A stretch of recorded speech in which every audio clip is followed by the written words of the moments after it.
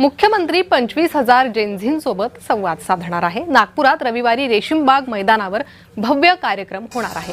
कार्यक्रमाची तयारी अंतिम टप्प्यात आली। मुख्यमंत्र्यांसाठी 240 फुटांचा भव्य कॅम्पची तयारी करण्यात आली।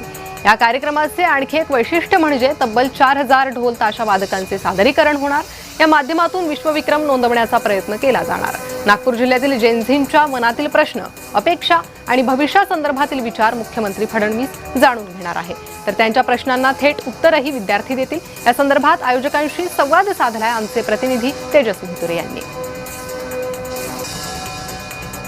मुख्यमंत्री देवेंद्र फडणवीस जे आहेत ते जेनजी आणि जेन अल्फा सोबत जे आहे ते संवाद साधणार आहे। मी सध्या इकडेला रेशीमबाग मैदानावर आपण या ठिकाणी बघू शकता की 30,000 विद्यार्थी जे आहेत ते या ठिकाणी एका वेळी जे आहेत ते एका छताखाली येणार आहेत आणि मुख्यमंत्री देवेंद्र फडणवीस या संपूर्ण विद्यार्थ्यांसोबत जे आहे ते संवाद साधणार आहे। या कार्यक्रमाचे संयोजक जे आहेत ते रितेश गावंडे आपल्यासोबत आहेत, आयोजक आहेत।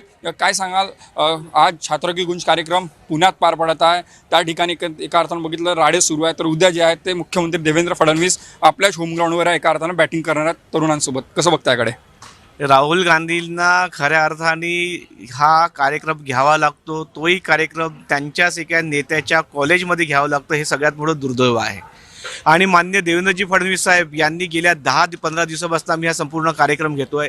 1,60,000 पेक्षा जास्ती तरुणांनी याच्यामध्ये ॲक्टिव्हली पार्टिसिपेट केलं।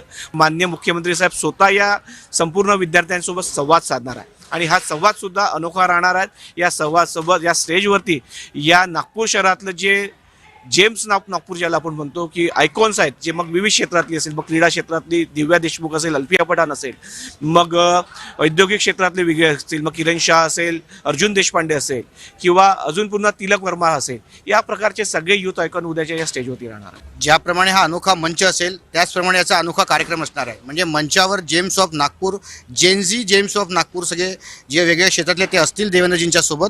तसंच समोर 4,000 ढोलताशा वादक जे स्वतः जेनझी आहेत आणि छत्रपती शिवरायांचा जयघोष करत ते आपल्या वादनाला सुरुवात करतील आणि एक नवा विश्वविक्रम नागपूरमध्ये घडेल। आणि हा विश्वविक्रम पाहण्यासाठी आम्हाला सातत्याने फोन येतात, त्यासाठी आम्हाला पासेस छापावे लागले गर्दी कंट्रोल करण्यासाठी। आणि इथे 20 ते 25,000 जेनझी तरुण देवेंद्रजी आणि हा विश्वविक्रम पाहण्यासाठी इथे एकत्र येणार आहेत। त्याच्यामुळे हा नागपूरने न अनुभवलेला एक ऐतिहासिक सोहळा आपण इथे पाहणार आहोत। एका छताखाली जे आहे ते 25,000 विद्यार्थी जेनजी जेन अल्फा जे आहे ते असणार आहेत। त्यामुळे वेगवेगळ्या कार्यक्रमाच्या माध्यमातून हा संपूर्ण कार्यक्रम उद्या जे आहे ते पार पडणार आहे। कॅमेरामॅन मंगेश मोहितेसह तेजस मुतुरे, जय महाराष्ट्र न्यूज, नागपूर।